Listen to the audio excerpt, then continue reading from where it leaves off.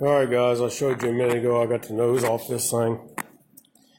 I got this passenger side fender off that I was telling you about that had that dent in it.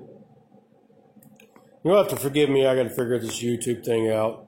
It's not letting me pause and play because I wanted to pause and then show you some stuff, pause, show you some stuff, but every time I pause it just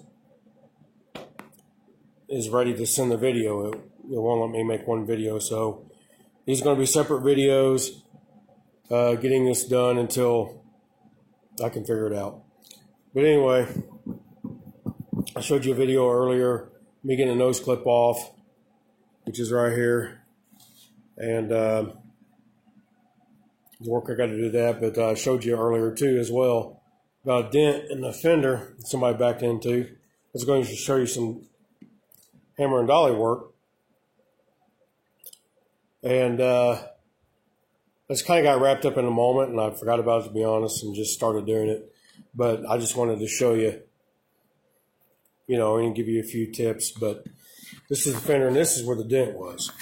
I did some dolly work, some hammer work, and you can obviously see where the high spots are, and low spots. Right here is where the crease is. That's where the initial impact came from. And they just backed into me. But that's not bad. I mean, I can put a skim coated filler on that and feather this out, and you'll never know it. So I'm happy with that. That's good enough. Good enough. I just, and another thing, when I went to take this fender off, let me situate the fender real quick so I can show you.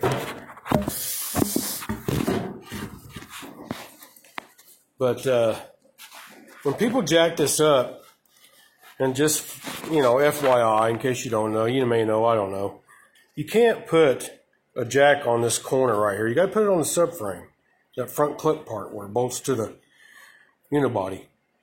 But people put jacks on here to change the tire and stuff. This whole piece right here was folded up. All this was just dented in and folded up. And I did some dolly work, hammer, and got it out. And, this is just surface rust. It's not that deep. And as you can see, it's hard to get in there too because there's a reinforcement piece here on the back. If you go to the back of this, you'll see it. So it's hard to get anything in there. I mean, I could put some body filler on that, smooth it out. You'll never know, but it's what I might do. And the ground cover. The ground effects covers it anyway. It comes on here. You can see right here where it clips on and it comes down. But this car, like I said before, this car is pretty rust-free. Right here, some surface rust. I can put some rusty encapsulator on it. I might try to get in there and get these dents out a little bit more. Like I said, it's covered, but the whole point of it's doing it right. And you can see some of that rust is starting to go through. So I got to make a decision if I want to get a new fender or put rust encapsulator. Or you know what? I could probably just cut this out, to be honest with you. Cut this little square out, weld in the patch panel. I think that's what I'm going to do. Weld in the patch panel, get rid of that. It'll be nice and flat, skim coat a body filler on it, and get rid of that surface rust. That surface rust that'll probably sand out. And I'll be good with that. And other than that, this fender, I think it's going to be all right. I don't think I'm going to have to buy another one. Like I said, this right here, if you put your hand over it, you can feel it. You can feel little dips, feel the high spots. But to be honest, I think I can get away with it. I might tap on a little bit more, but skim coated body filler I think will take care of that. And this is what I was talking about. Something like this is good. Put a skim coated body filler on it. You're probably going to have maybe a 1/16th, if that, layer of body coat on there, or body filler, and feather that out. And that's acceptable. It's not bad.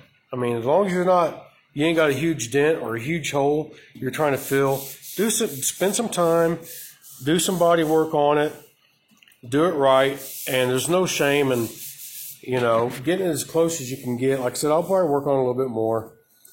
You know, tap around here on the back side, just get this low spot out, and, you know, kind of hit it around here a little bit. And then put a skim coat on there. You're good. I mean, there's no shame in that. That's what body filler is for. It's not to restructure the fender, but just to, you know, fix imperfections. So I think I got away with on there. I'm not going to have to buy a fender. I'll weld in a patch. And I'll show you. I'll cut this out. And then I'll fabricate a piece. I'll get some sheet metal. I'll weld it in with my Eastwood MIG. And I ain't got to work that way. I ain't got to worry about trying to tap this out anymore. I ain't got to worry about this rust encapsulator. I might hit it on the backside a little bit, even though that backside's pretty clean, to be quite honest. And I think I got away with it. I think I can clean this fender up, sand it all down, put some DTM primer on it, direct to metal, body, you know, primer on it after I get all the paint sanded off on it, and then I can start doing the body works and body filler. And I'll show you. I'll put that on there, put a nice skim coat on there, feather it out for you and show you. And take this off. I might get some new one. These are them ground effect body moldings, you know, mounting bracket. And I